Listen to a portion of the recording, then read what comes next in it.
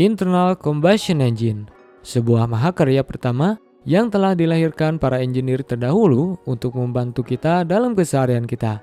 Tetapi seiring berkembangnya zaman dan berevolusinya teknologi, hadirlah kendaraan yang berpenggerak baterai atau listrik yang bertujuan untuk membasmi mesin IC dikarenakan berdampak serta menghasilkan emisi paling tinggi di dunia. Dan di video kali ini, kita akan memberitahukan kepada kalian bahwa di luar sana banyak perusahaan yang sedang mati-matian mempertahankan keberlanjutan mesin pembakaran dalam atau mesin IC. Lalu siapa, di mana, dan bagaimana cara mempertahankannya? Dalam dunia otomotif, seperti yang kita tahu sampai sekarang, kendaraan dengan mesin IC yang menimbulkan suara khas dari masing-masing jenisnya sudah kita rasakan, baik itu jenis 4 tak atau 2 tak dan juga mobil atau motor. Tetapi seperti yang kita ulas sebelumnya, dengan hadirnya kendaraan listrik membuat mesin IC sekarang dalam keadaan terancam kepunahan. Meskipun tantangan menghadang di cakrawala, seperti yang kita lihat sekarang, mesin ini masih berdiri teguh dan sehat dengan dukungan oleh investasi besar sebesar 75 juta dolar dari Ford untuk mengembangkan bahan bakar sintetis atau yang disebut dengan e-fuel. Meski saat ini, seperti yang kita tahu, perjalanannya tidaklah mudah. Rasanya seakan-akan baru saja kita berusaha untuk menyelamatkan mobil dengan transmisi manual, dan sekarang kita berjuang mati-matian untuk mempertahankan hidup mesin pembakaran internal ini. Namun tak dapat terbantahkan dengan adanya mesin IC, maka ada pula emisi gas buang yang dapat merusak udara di sekitar kita.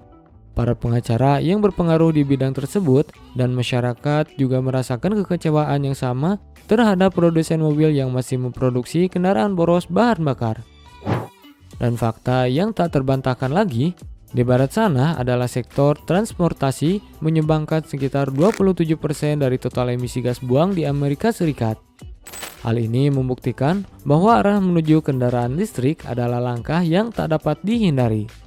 Namun, apakah ada sudut pandang lain yang mungkin belum kita eksplorasi?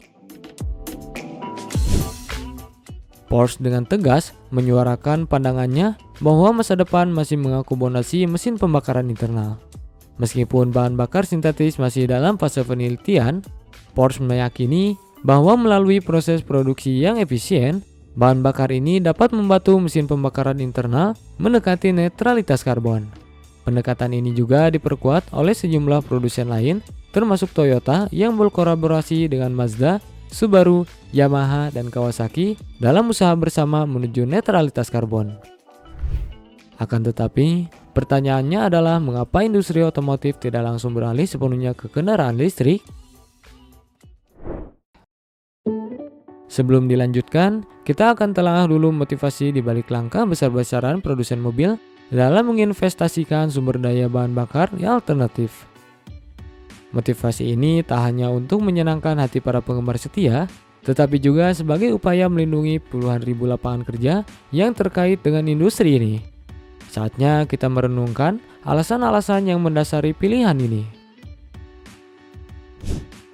Pada awal tahun 2020 merupakan satu pengalaman yang mencatat peristiwa bersejarah bagi Porsche. Pada saat yang sama, di dunia juga dihadapkan pada pandemi global yang mengguncang, dan itulah waktu yang dipilih Porsche untuk meluncurkan mobil listrik yang memukau dengan nama Taycan. Meskipun banyak yang meyakini bahwa kendaraan listrik adalah arah masa depan, nyatanya masih ada kelompok yang setia pada sensasi mesin pembakaran internal yang mengandalkan bahan bakar bensin. Namun di balik terciptanya mobil listrik Taycan, yang paling mengejutkan bahwa Porsche juga mempertimbangkan masa depan mesin pembakaran internal. Tetapi pertanyaannya adalah, bagaimana Porsche akan mengatasi regulasi yang semakin ketat yang diterapkan pemerintah? Porsche percaya bahwa mesin bensin bisa diolah menjadi lebih bersih, sejernih mesin kendaraan listrik. Meski terdengar skeptis, hal ini didasarkan pada realitas bahwa Porsche adalah perusahaan rekayasa yang tak dapat dipungkiri, yang lebih dikenal sebagai perusahaan teknologi yang juga memproduksi mobil. Karenanya, Porsche memutuskan langkah berani dengan mengembangkan bahan bakar sintetis khusus. Namun, apakah klaim ini bisa diuji dan dibuktikan? Untuk jawabannya, dalam memahami bahan bakar sintetis yang dikembangkan Porsche, kita perlu mengupasnya dari sudut kimia.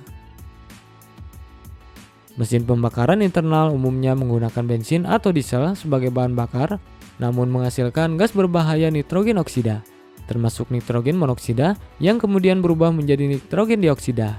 Senyawa ini dapat berdampak buruk pada lingkungan dan menjadi kontributor polusi udara. Beruntungnya, hampir semua mobil modern saat ini dilengkapi dengan perangkat yang bernama catalytic converter. Perangkat ini dan sistem lainnya berperan dalam mengurangi gas berbahaya sebelum dilepaskan melalui knalpot. Meskipun ini merupakan langkah positif, tetap saja tidak dapat sepenuhnya menghilangkan polutan berbahaya.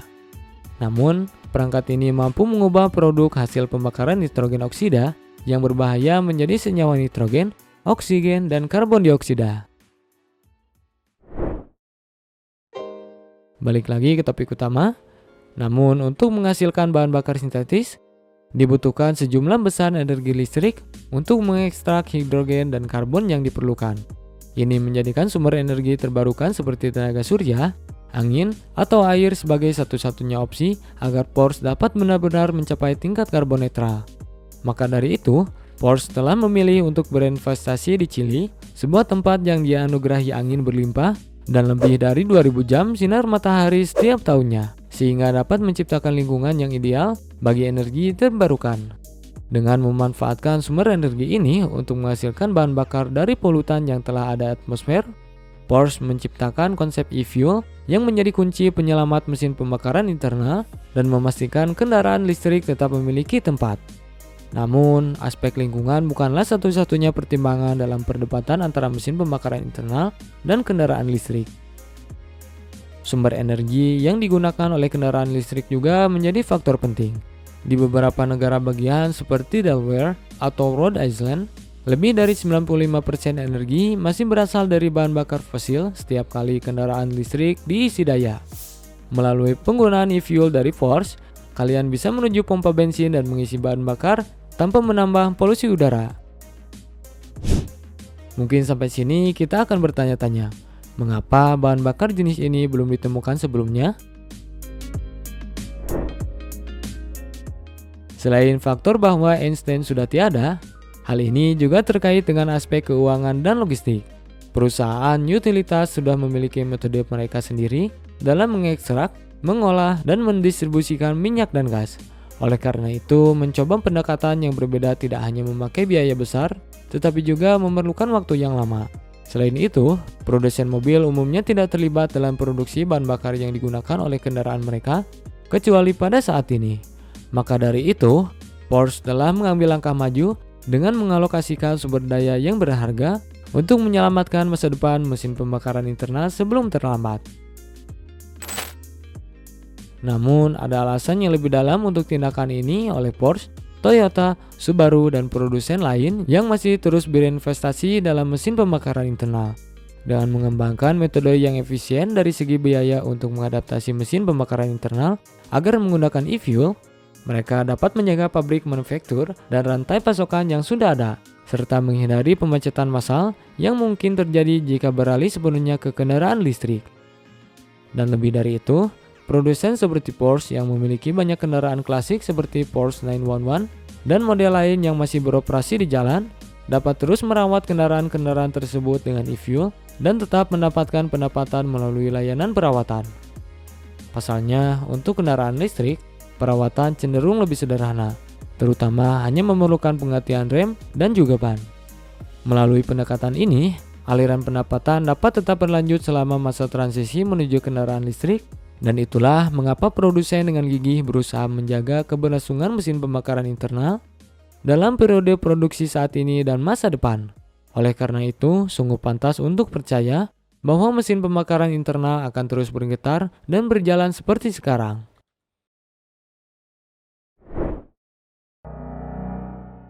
Nah, gimana nih menurut teman-teman semua? Pastinya di sini masih banyak kan para penikmat mesin IC. Langsung tulis pendapat teman-teman semua di kolom komentar di bawah ya. Oke, kayaknya udah cukup yang perlu kita bawakan di video kali ini.